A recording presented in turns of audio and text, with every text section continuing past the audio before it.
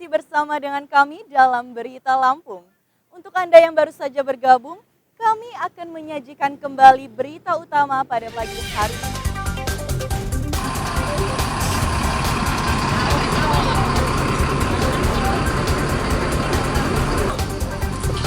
Sebuah bus tujuan Jakarta terperosok ke parit di Jalan Sumatera Lintas Tengah, Lampung Utara saat menghindari truk yang menyalip di tikungan.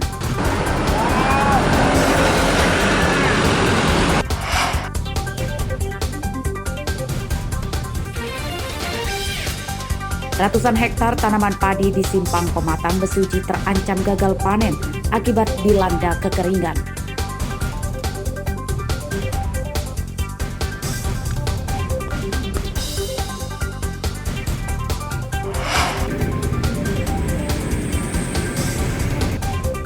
Sebuah pikap yang mengangkut 6 motor diduga dari hasil mencuri ditangkap polisi Pringsek.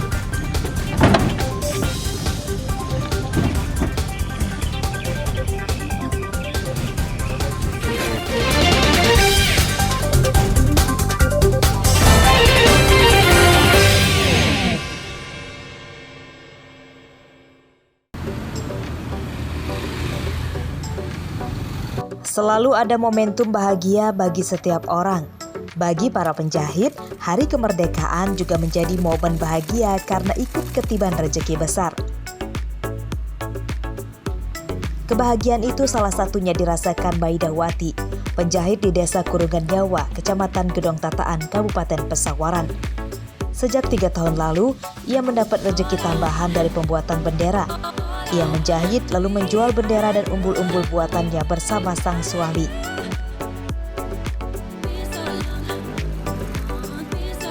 Tak jarang ada juga yang memesan dengan jumlah banyak karena akan dijual lagi. Maida bisa mendapat omset hingga Rp500.000 per hari. Setiap tahun bulan Agustus kami bikin bendera. Nah Bu, dari yang Ibu buat ini bendera, tadi saya lihat ada yang kecil sampai ukuran yang besar, kemudian mana yang paling banyak laku Bu? Yang harga 30 yang sedang. Ukuran sedang bendera? Ya. Kalau dibandingkan umbul-umbul dengan bendera, mana yang paling laku Bu? Bendera. Bendera ya Bu ya? Ya. Yang ukuran apa Bu? Yang ukuran sedang. Yang sedang yang paling banyak dicari warga ya Bu? Ya. Sejak akhir Juli lalu, setiap hari Maida bisa membuat hingga 40 bendera berbagai ukuran. Harga benderanya pun bervariasi, mulai dari Rp5.000 hingga Rp45.000 per lembar. Sementara umbul-umbul dijual mulai dari Rp45.000 hingga Rp55.000 per lembar. Arsadi Saputra melaporkan dari Pesawaran.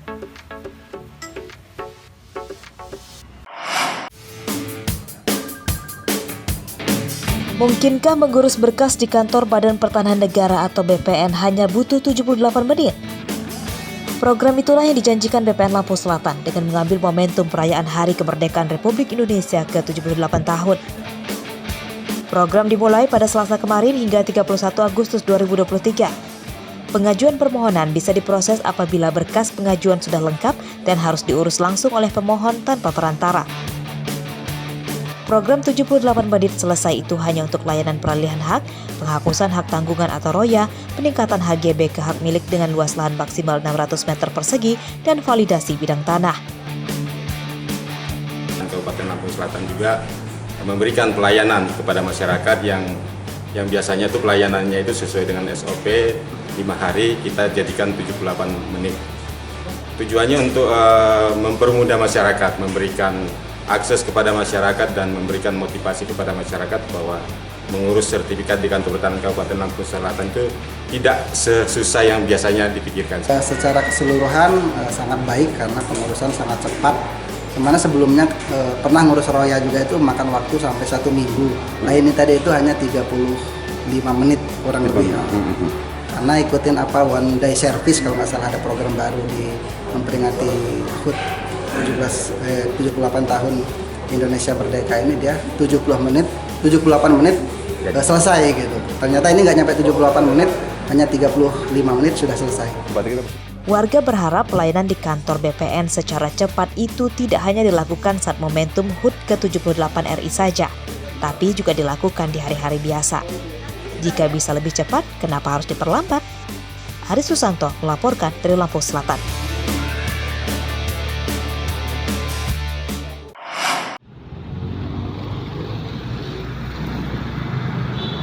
25 seniman mural Lampung secara bergantian jadwal melukis mural di sepanjang Jembatan Layang atau flyover penghubung Jalan Kapten Abdul Haq dengan Jalan Haji Komarudin Raja Basa.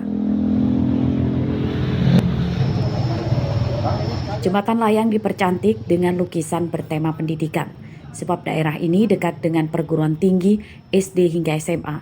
Lukisan itu bergambar pelajar upacara, murid membaca buku, ruang belajar mengajar dalam kelas hingga wisuda.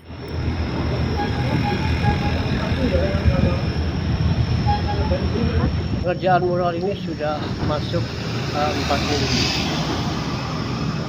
Berapa banyak pekerja, Pak? Pekerja tim blok 10 orang, kemudian pelukisnya 3 orang, sisanya ornamen. Jadi jumlah sekitar 25 orang. Saat melukis seperti ini apa sih kendala kita? Nggak ada. Nah, kalau misalkan hujan itu gimana tuh? Berhenti.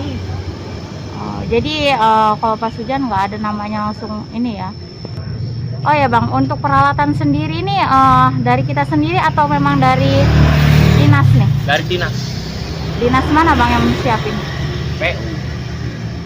Lukisan mural juga menghiasi jembatan layang lainnya di Bandar Lampung. Dengan banyaknya mural hampir di seluruh jembatan layang tersebut, diharapkan dapat menciptakan kesan kota yang cantik, bersih, dan indah, serta menghilangkan kesan angker di lingkungan jembatan layang. Jeffrey Arifin melaporkan dari Bandar Lampung.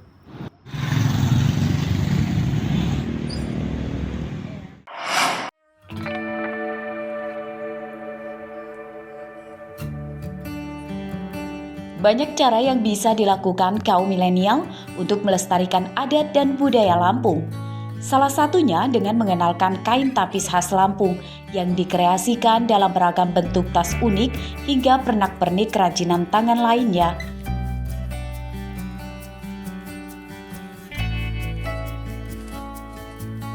Hal inilah yang salah satunya dilakukan gadis 24 tahun bernama Dela Yuspa Dewanti, warga Kelurahan Ganjar Asri, Kecamatan Metro Barat, Kota Metro.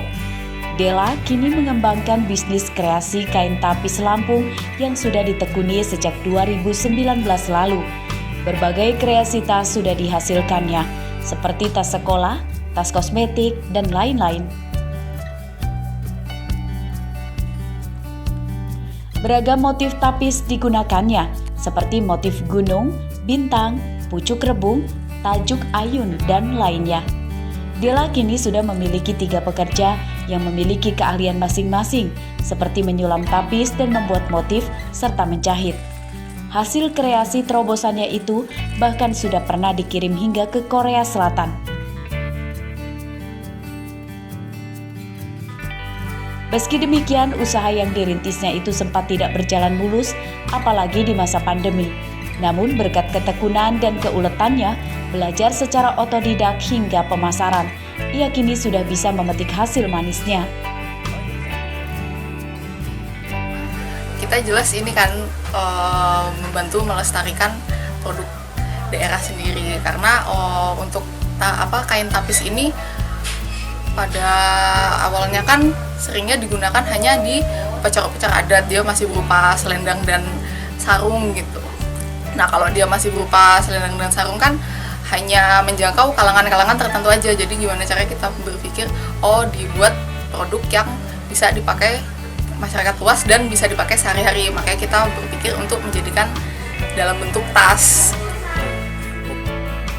Selain dijual di tokonya dan dipasarkan secara daring, Dela juga memasarkan tapis buatannya dengan cara dititipkan di toko oleh-oleh di Bandar Lampung. Dela berharap mendapat dukungan pemerintah untuk pelaku industri kreatif supaya kerajinan khas Lampung menembus pasar nasional hingga internasional. Ari Susanto melaporkan dari Kota Metro.